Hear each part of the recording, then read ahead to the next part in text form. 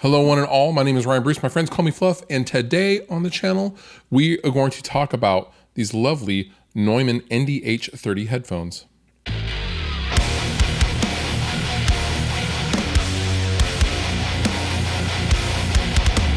So back, I think a year or two ago, I reviewed these NDH20 closed back headphones from Neumann, and at the time, I was very impressed by them. I thought they sounded fantastic. However, I did wonder what these would sound like with a slightly tweaked design with an open back format. Well, enter the NDH30 from Neumann.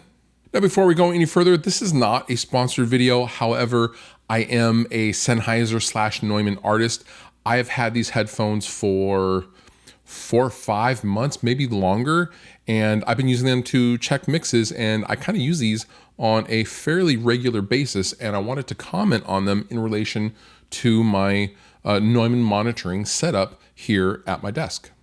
Now, the NDH30s are, like I said, an open back design which feature a 1.5 inch driver size, and the cups on these are totally round and very large. They're not oval like a lot of its competitors. However, I find these very, very comfortable for long periods of time, which is something I really appreciate about the NDH30s and the 20s.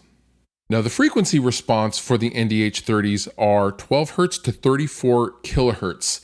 I have no way to really verify that. I can't hear that low or that high. However, I will tell you, the mid-range is very, very sweet on these, and the NDH30s are voiced and calibrated to work in conjunction with a Neumann KH monitoring setup. Now, I happen to have the KH80s and the KH120s, and checking mixes on these just makes a lot of sense because the voicing and in my opinion, the mid-range is most like the KH monitors. And so I am able to get my KH signature, my Sognet signature with the headphones, which is really handy if I'm traveling.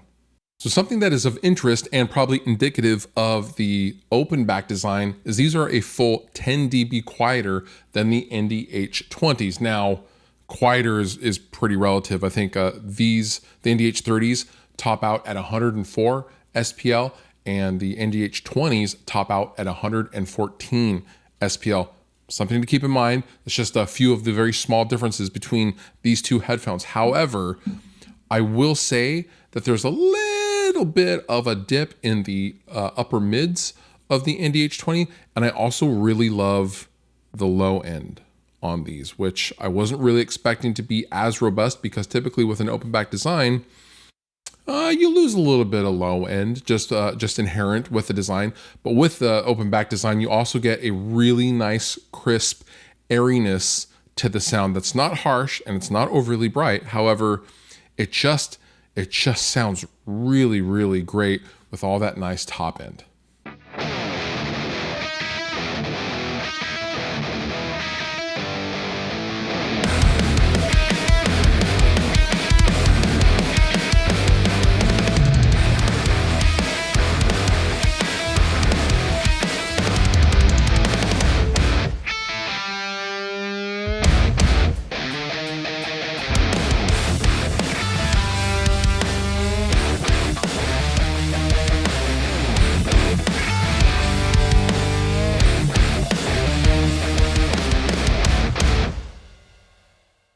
Now, lastly, these are $650, which is not an insignificant amount of money by any means. However, I don't know the exact frequency response of these headphones. However, I would wager that these are pretty damn flat.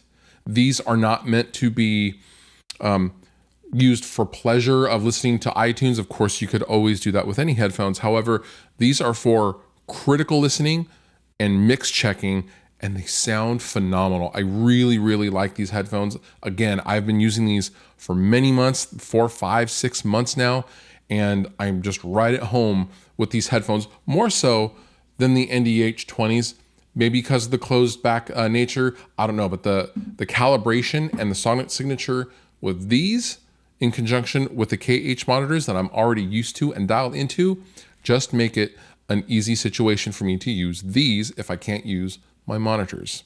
Something to think about. Again, these are not inexpensive monitors. However, if you are in the realm of, Sennheiser 650s or anything like that, definitely consider the NDH30s because they're a lot of bang for your buck, believe it or not. I will link down below in the description if you would like more information on the Neumann NDH30s. And with that, you've been wonderful. I have been Fluff. Thank you so much for watching. I'll see you next time.